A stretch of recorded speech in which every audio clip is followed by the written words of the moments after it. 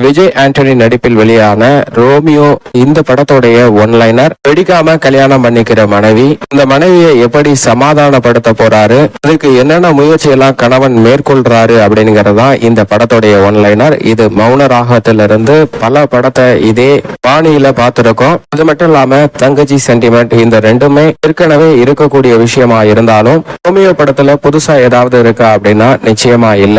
இப்போ வாங்க இந்த கதையை ஃபுல்லா பார்க்கலாம். படத்துடைய ஸ்டார்டிங் ஓபனிங் சீன்ல ஒரு கலவரம் நடக்குது. அந்த கலவரத்துல அண்ணன் தங்கச்சின்னு ரெண்டு குட்டி பசங்க, அதுல பாம் வெடிச்சு யாருக்கோ ஆபத்து அப்படிங்கிற மாதிரி காட்டுறாங்க. அதுல அந்த ஆபத்தை பார்த்து குட்டி பையன் பயந்து போறான். அப்படி குட்டி பையன் பயந்து போற பையன் தான் விஜய் ஆண்டனி. கனவுல இருந்து முழிச்சுக்கிறாரு. சின்ன பிள்ளையில நடந்த ஒரு மிகப்பெரிய பாதிப்பு தான் அவரை இன்று வரைக்கும் தூங்க விடாம பண்ணுதுங்கிற மாதிரி கனவுல இருந்து முழிச்சு ரெகுலர் லைஃபுக்கு திரும்புறாரு. ரெகுலர் லைஃப்ல அவர் மிகப்பெரிய சக்சஸ்ஃபுல் மேனா இருக்காரு. தன்னுடைய சுய சம்பாரியத்திலேயே பல ஒரு சொத்துக்கள் அப்படின்னு சொல்லக்கூடிய அளவிற்கு ஏராளமா உழைச்சு உருவாக்கி இருக்காரு. அப்படி உருவாக்கி இருந்தாலும் தன்னுடைய திருமண வாழ்க்கையை அவர் பூர்த்தி செய்யல. ஏன்னா சொந்தமா வீடு, சொந்தமா பிசினஸ் அப்படின்னு பல கனவுகளை நோக்கி நகர்ந்து கொண்டிருந்ததுனால வருடங்கள் ஓடியது அந்த இலக்கை அடைவதற்கு. ஆனா அதுக்குள்ளேயே 30+ மேல வயசு போயிருச்சு. தாங்கிட்ட பணியாற்றக்கூடிய ஒரு ஊமை பொண்ணு கிட்ட அந்த பொண்ணு வருத்தப்படும் போது ஆறுதல் சொல்லி சகஜ வாழ்க்கைக்கு திரும்புறாரு. ஒரு சக்சஸ்ஃபுல் மேனா இருந்தாலும் பழைய நினைவுகளை நினைச்சு பார்த்தா எப்படி இந்த இடத்தை அடைஞ்சோம் அப்படிங்கறத உணர்ந்துக்கிறாரு. அதுக்கப்புறம் இவருக்கு எப்படியாவது திருமணம் பண்ணணும்னு அவங்க மாமா அவர்கிட்ட கேட்டுட்டே இருக்காரு. ரோட்ல அப்படியே நின்று நினைவுகளை யோசிச்சு பார்த்துக்கிட்டே இருக்கும்போது ஒரு லவ்வர்ஸ் எங்க ரெண்டு பேர்த்தையும் ஒரு போட்டோ எடுத்து கொடுங்கன்னு இவர் கையில போனை கொடுக்க, அப்பதான் நம்ம ரோமியோவுக்கு காதல் பண்ணணுங்கிற எண்ணமே வருது. ஆனா காதல் பண்ணணுங்கிற எண்ணம் வந்தாலும் வயசு அதை கேத்தாப்புல இல்ல, ரொம்பவே ஆயிருச்சு அப்படிங்கிறத உணர்ந்துக்கிறாரு. அதுக்கப்புறம் பிசினஸ் பெரிய சக்சஸ் மேன் ஆனாலும் தன்னுடைய திருமண வாழ்க்கைய ஆரம்பிச்சாகணும், அதுக்கு ஒரு நல்ல பொண்ணை தேடி ஆகணும் அப்படிங்கிற முடிவுக்கு வராரு. சொந்த ஊருக்கான கிராமத்துக்கு திரும்பி வந்த விஜய் ஆண்டனி பொண்ணு பார்த்து கல்யாணம் பண்ணிக்கணும் அப்படிங்கிற முடிவுல இருக்காரு. ஆனா அதுலயும் ஒரு நிபந்தனை வைக்கிறாரு. ஒரு பொண்ணை பார்த்த உடனே பிடிக்கணும், அந்த பொண்ணு தான் எனக்கு கடைசி வர அப்படிங்கிறத முடிவு பண்ணதுக்கு அப்புறம் அந்த பொண்ணை லவ் பண்ணி கல்யாணம் பண்ணிக்கணும் அப்படிங்கிற முடிவுல இருக்காரு. அப்படின்னு அவங்க அம்மா அப்பா மாமா கிட்ட சொல்ல, அவங்க அம்மா வந்து லவ் தானையா, தாராளமா பண்ணு, கல்யாணம் பண்ணிக்கிட்டு அந்த பொண்ணையே லவ் பண்ணு அப்படின்னு சொல்ல, அவங்க அப்பா என்னையா லவ், இப்போ உங்க அம்மாவை கட்டி நான் ரொம்ப நாளா வாழலையா அப்படின்னு சொல்ல, உங்க அப்பாவோட பிளாஷ்பேக் எடுத்து விடுறாரு. கன்னடாவை படிக்கும் போது ஒரு பொண்ணை லவ் பண்ணீங்கன்னு. இல்ல அப்படின்னு அவங்க அப்பா கதறாரு. அதனால ஒரே முடிவுல இருக்கேன், லவ் பண்ணி தான் கல்யாணம் பண்ணணும் அப்படிங்கிற. சொல்றதெல்லாம் சரிதான், உனக்கு இவ்வளவு வயசாயிடுச்சு, அந்த லவ் எப்படா வரும் அப்படின்னு கேட்க, எனக்கு அதெல்லாம் தெரியாது, சாகுறப்ப இவங்க மடியில தான் சாகணும் அப்படிங்கிற ஒரு பொண்ணு எனக்கு நிச்சயமா கிடைக்கும், அதுக்காண்டி நான் காத்திருக்கேன் அப்படின்னு சொல்ல, நம்ம ஹீரோயினோட என்ட்ரி. அடுத்த சீன்ல ஹீரோயின் ஒரு மிகப்பெரிய ஹீரோயின் மாதிரியும் அவளுக்கு எக்கச்சக்கமான ஃபேன்ஸ் இருக்க மாதிரியும் எல்லாத்துக்கிட்டே கை காட்டிக்கிட்டு ஒரு சினிமா ஷூட்டுக்கு உள்ள போறது மாதிரி காட்டுறாங்க. எக்கச்சக்கமான ஃபேன்ஸ், எக்கச்சக்கமான ரசிகர்கள், டைரக்டர் எல்லாருமே ஹீரோயினுடைய வருகைக்காக காத்திருக்காங்க. வந்த உடனே டச்சப் பண்றதுல இருந்து எல்லா ஒர்க்கையும் முடிச்சதுக்கு அப்புறம் அந்த ஷாட் ரெடியா போயிடலாமான்னு டைரக்டர் கேட்க ஓகே அப்படின்னு ஹீரோயின் சொல்றாங்க. உடனே ஹீரோயினுடைய என்ட்ரி காட்டுறாங்க. இது ரொம்பவே கேஷுவலான நார்மலான சீன் தான். ஒரு விடுதியில தங்கி இருக்கக்கூடிய பெண்கள் மகளிர் விடுதியில நம்ம ஹீரோயின் இருக்காங்க. அப்ப ஊர்ல இருந்து அவங்க அப்பா கிட்ட இருந்து போன் வருது, ஏமா கல்யாணம் பண்ணிக்க வயசாகிட்டே போகுது அப்படின்னு சொல்ல, நம்ம ஹீரோயின் எனக்கு பெரிய கனவு, ஆசை, லட்சியம் இதெல்லாம் இருக்கு, அதெல்லாம் முடிஞ்சதுக்கு அப்புறம் தான் நான் கல்யாணம் பண்ணுவேன் அப்படின்னு சொல்ல, அவங்க அப்பா விடாபடியா நீ கல்யாணம் பண்ணியே ஆகணும்னு சொல்லவும் நம்ம ஹீரோயின் தேம்பி தேம்பி அழுவுறாங்க. அப்படியே சீனை கட் பண்ணா இது ஒரு ஆக்ட் அப்படின்னு காட்டுறாங்க. கடைசியில பார்த்தா அது ஹீரோயினே இல்ல, அந்த ஹீரோயின் மாறி நினைச்சுக்கிட்டு வேற ஒரு பொண்ணு அங்க இருக்கு. நம்ம ஹீரோயின் நம்ம தான் ஹீரோயின் நினைச்சு இந்த சீன் எல்லாம் கற்பனை பண்ணி பார்த்துக்கிட்டு இருக்கு. இந்த டைரக்டர்கிட்ட போய் எனக்கு ஒரு சான்ஸ் கொடுங்க அப்படின்னு சொல்லி ஹீரோயின் டான்ஸ் கேட்டு வந்த இடத்துல இந்த மாதிரி கற்பனை பண்ணிக்கிட்டு இருக்காங்க. டைரக்டர் கேட்டா இந்த படத்துல சான்ஸ் இல்ல, ஏன்னா ப்ரொடியூசர் வந்து தான் பொண்ணையே ஹீரோயினை நடிக்க வைக்கலாம் அப்படின்னு முடிவு பண்ணிட்டேன்னு சொல்லிட்டாரு, அதனால இப்ப வந்து சான்ஸ் இல்லாம அடுத்து வேற படம் இருந்தா கூப்பிடுறேன் அப்படின்னு சொல்ல, நம்ம ஹீரோயின் சோகத்தோட வருத்தத்தோட போறாங்க. வெளியில வந்து தான் ஃப்ரெண்டு கிட்ட போன் பண்ணி எங்கடா இருக்கு அப்படின்னு கேட்டா ஷூட்ல இருக்கேன் அப்படின்னு சொல்ல, எனக்கு அதெல்லாம் தெரியாது, உடனே இமிடியேட்டா சரக்கு வாங்கிட்டு வா அப்படின்னு சொல்ல, ஹீரோயினோட ஃப்ரெண்டு போட்டோ ஷூட் பிடிச்சிட்டு இருந்தாங்க. அதாவது மேரேஜ் ஆல்பம். அந்த மேரேஜ் ஆல்பத்துல கடல் அலைகள் வர்றப்ப போட்டோ எடுக்கலாம் அப்படின்னு நினைச்ச மாதிரி பிக்ஸ் பண்ணி வச்சிருக்காங்க. பார்த்தா இந்த கடல் அடைக்குள்ளேயே இந்த வெட்டிங் ஷூட் எடுக்கிறவங்க மிதந்துட்டு இருக்காங்க. போடாதரா இதுவும் நல்லா தான் இருக்கு அப்படின்னு சொல்லி போட்டோவை கிளிக் பண்ணிக்கிறாங்க.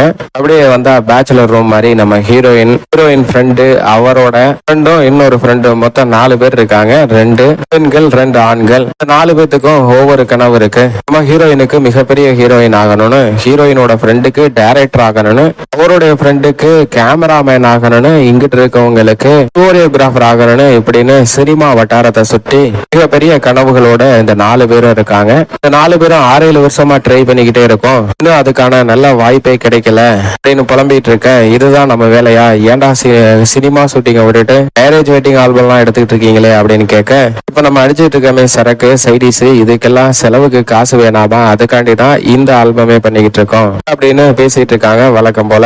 அப்ப நம்ம ஹீரோயின் எந்திரிச்சு உள்ள போகும்போது அவங்க அப்பா கிட்ட இருந்து போன் கால் வருது. என்ன போன் கால் அப்படின்னு பார்த்தா, நம்ம ஹீரோயினோட தாத்தா தவறிட்டாராம். அதனால உடனே புறப்பட்டு ஊருக்கு வா அப்படின்னு சொல்லி கூப்பிட, நம்ம ஹீரோயினும் அங்க இருந்து புறப்பட்டு சொந்த கிராமத்துக்கு வராங்க. ஹீரோவும் அதே டெத்துக்கு தான் வராப்ல.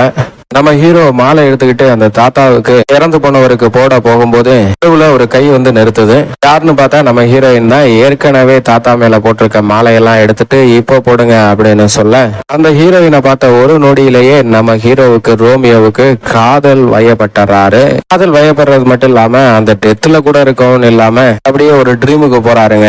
கல்யாணம் பண்ணி ரெட்டை குழந்தை பிறந்தது மாதிரி, எக்கச்சக்கமா சந்தோஷமா இருக்கிறது மாதிரி, அது ரெட்டை பெண் குழந்தை பிறந்தது மாதிரி, அந்த பெண் குழந்தைங்களை ஸ்கூலுக்கு அனுப்புறது, ஆட்டோ ஏத்தி டாட்டா காட்டுறது வரைக்கும் ஹஸ்பண்ட் ஒய்ஃபா இருக்கிறது மாதிரி மட்டும் இல்லாம, அந்த பெண் குழந்தைங்க வளர்ந்து அந்த பெண் குழந்தைங்க 2 பேத்துக்கும் கல்யாணம் பண்ணி அந்த 2 மாப்பிள்ளையோட சேர்ந்து ஃபேமிலி போட்டோ பிடிக்கிறது மட்டும் இல்லாம தாத்தா பாட்டி ஆகி அந்த 2 பெண் குழந்தைங்களுக்கும் குழந்தை பிறந்து இறந்து போறது வரைக்கும் கனவு கண்டு முடிச்சிடறாருங்க இந்த தாத்தாவோட டெத்துல இருந்து.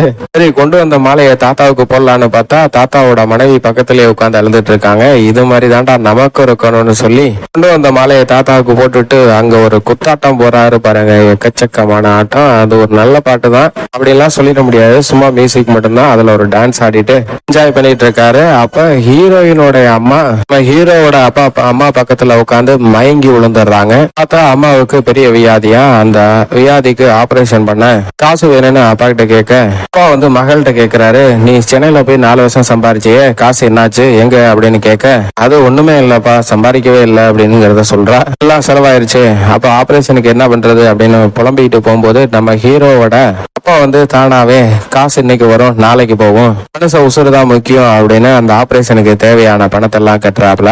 கட்டினதுக்கு அப்புறம் ஹீரோயினுடைய அம்மாவுக்கு எல்லா ட்ரீட்மெண்ட்டும் நடந்துட்டு இருக்கு. அப்ப ஹீரோயின் சோகமா வெளியில உட்கார்ந்து இருக்கும் போது ஹீரோவோட அம்மாவும் அப்பாவும் பார்த்து, இந்த பொண்ணு ரொம்பவே நல்லா இருக்கு, இந்த பொண்ணையே நம்ம பையனுக்கு பேசி முடிச்சிடலாமா அப்படின்னு கேட்க, ஹீரோவோட அம்மா சொல்றாங்க, இந்த பொண்ணை தான் நம்ம பையன் வந்ததுல இருந்தே பாத்துக்கிட்டு இருக்கான், எனக்கு என்னவோ இந்த பொண்ணு மேல ஒரு ஈர்ப்பு இருக்குன்னு தான் நினைக்கிறேன், பேசி முடிச்சிடலாங்க அப்படின்னு சொல்லி கேட்க, நம்ம ஹீரோவோ இங்கிட்டு மாமா கிட்ட எனக்கு அந்த பொண்ணை பார்த்த உடனே லவ் பண்ணணுங்கிற ஆர்வம் வந்துருச்சு அப்படிங்கிறத ஃபீல் பண்ணிட்டு இருக்காரு. அவரு அதுக்கெல்லாம் வயசு இல்லப்பா, சீக்கிரம் மேரேஜை முடிச்சிடலாம் அப்படிங்கிற மாதிரி அட்வைஸ் பண்ணிட்டு இருக்காரு.